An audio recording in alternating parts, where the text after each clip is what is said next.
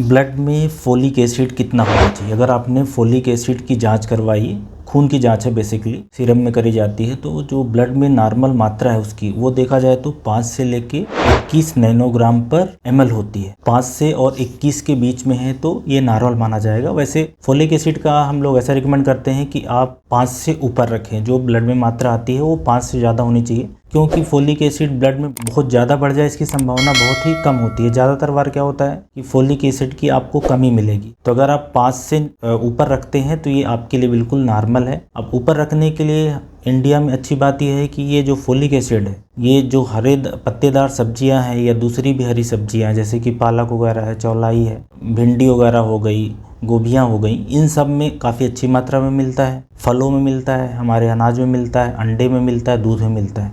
तो अगर आप इस तरह की चीज़ें खाएंगे तो आपको फोलिक एसिड की कमी नहीं होने वाली है।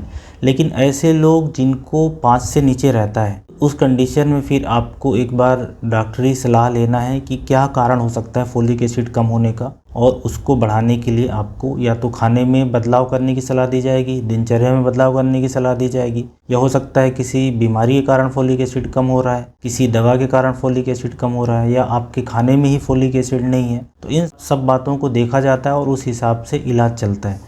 तो जो नॉर्मल मात्रा आप लोग पूछते हो कि ब्लड में फोलिक एसिड कितना होने चाहिए, तो आप ये समझे कि 5 से ज़्यादा रखना है, 5 नैनोग्राम पर ml से ज़्यादा रखना है।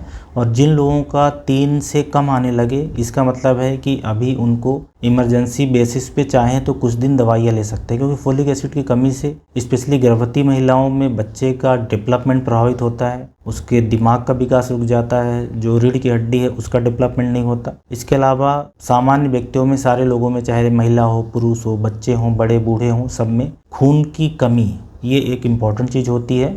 और साथ में नर्वस सिस्टम है वो सब इससे प्रभावित होता है, ख़राब होता है, और शरीर के और भी तमाम हिस्सों पे इसका असर आ सकता है। तो फोलिक एसिड अगर आपने अपनी जांच कराई है तो आप ये देखें कि 5 से ऊपर मात्रा हो।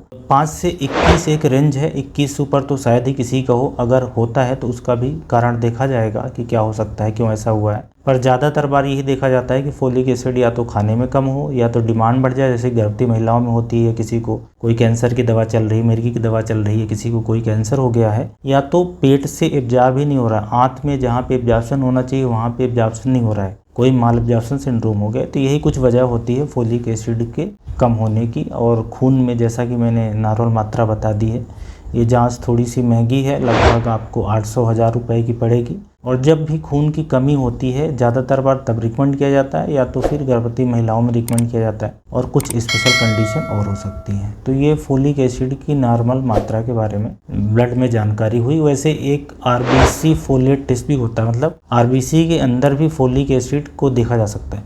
फोलिक एसिड को हम लोग फोलेट भी बोलते हैं और विटामिन B9 भी बोलते हैं, ये भी जानने वाली बात है। धन्यवाद।